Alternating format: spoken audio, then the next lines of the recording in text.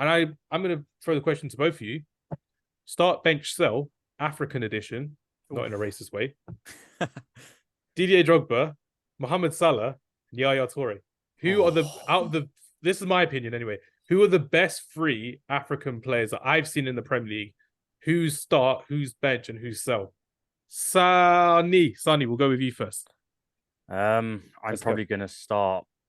He's going to come back to bite, but I'll probably start Didier Drogba. The only reason I'd start him is because this is just for one game, right? That's all you're talking about, for one game. Yeah. Him in big games, Drogba is your man. Cup finals, whatever.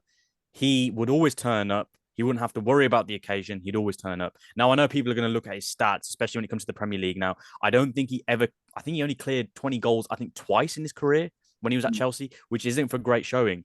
But in the big games, Didier Drogba would be there. He'd cause a nuisance and he'd be an issue. So I'd start with him. In terms of bench, this is going to be a tough one, but I would go with Yaya Toure. The only reason I would go with Yaya Toure is this. Mohamed Salah is definitely an underrated player. I'm not denying it. 129 goals in the Premier League. He's hit, 20 goals in all competitions for the 6th consecutive season now for Liverpool. Insane stats. In terms of output, he's unbelievable. He probably does start in a lot of XIs when it comes to Premier League all-time XIs. However, as a player, Yaya Toure just had everything, and he'd bring a lot more for me to the game than Salah would. It's like for ages, people had the whole Salah Hazard comparison. And I think how you'd best describe it is Salah would have more output than Hazard, but as a player, Hazard would offer more. Now, I think in this occasion, for me, I would obviously choose Yaya on the bench only because he has the better qualities as a player as opposed to Salah. But listen, if you went Salah, I wouldn't begrudge you because he's the Egyptian king after all. Sani, what were you saying? Yeah, like you said about Drogba being the clutch in the big game, something I definitely agree with. Big part of how Chelsea played, relative unknown when Mourinho brought him in, and he said that judge him on his last kick for Chelsea, and his last kick pretty much won the Champions League on that shootout. But and then he returned back for a season. He still scored against Man United. He still scored against Man United, and he still won another title with them as well. So he was never back for once. He's back for two. I think it was two more trophies, or was it one more trophy? I think it's two more: League Cup and the Premier League. He won the double. Yeah, they beat Spurs in the final that year. Yeah. So Drogba was never done at Chelsea. He's probably going to come back as a manager sometime soon. You never know with Didier. Toure again, complete footballer. He sort of got frozen out by Pep at the end, but the amount of goals he got that one season with assists, he's definitely up there. But for me, start Salah.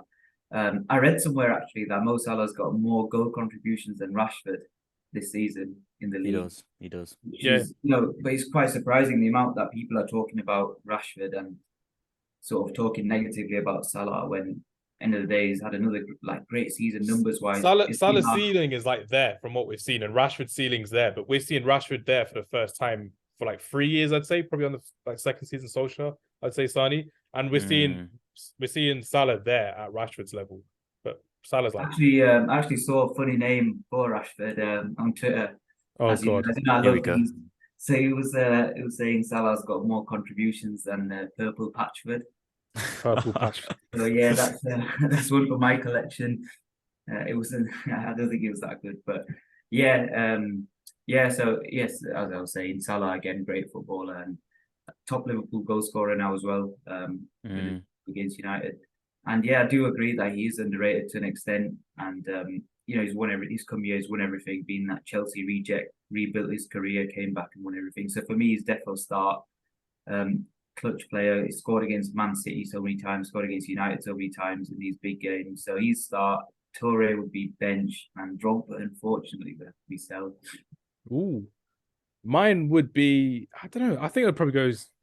I'm not sure. Maybe I'll go start Yaya Toure because he's one of the most dominant midfielders I've ever seen in the Premier League. Bench Didier Drogba, again, the cup final specialist besides 2008 in Moscow. I love it, Sani, as well.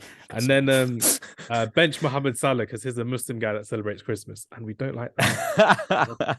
Every year, without fail, Mohammed Salah put a Christmas tree up. It's you don't celebrate it. What are you doing? I'm pretty sure in a couple of years, I saw something ages ago on Twitter whereby Christmas and Eid would be on the same day. So, he'll be celebrating both things on that day. So, he will be doing both. I think that would be a good day.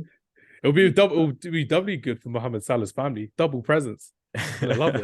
But that thing you mentioned about Drogba in the cup final, he got sent off, didn't he? Did he slap Vidic? Yeah. That Vidic, yeah. I do sort of think back to think, what if he just kept his head? He was somebody that he could wind up, but imagine he kept his head. If he kept his head, he would have taken that 5th penalty that John Terry took, and he would have won. Chelsea would be 3 times champions. That's how I see it. It's Didier kept on. I think just a quick one with Salah though. Honestly, I mean, if you look at his European record as well, he's got what 42 and 69 or something like that, or 65. Sorry, it's unbelievable record in terms of output numbers. He is a machine, a well-oiled machine.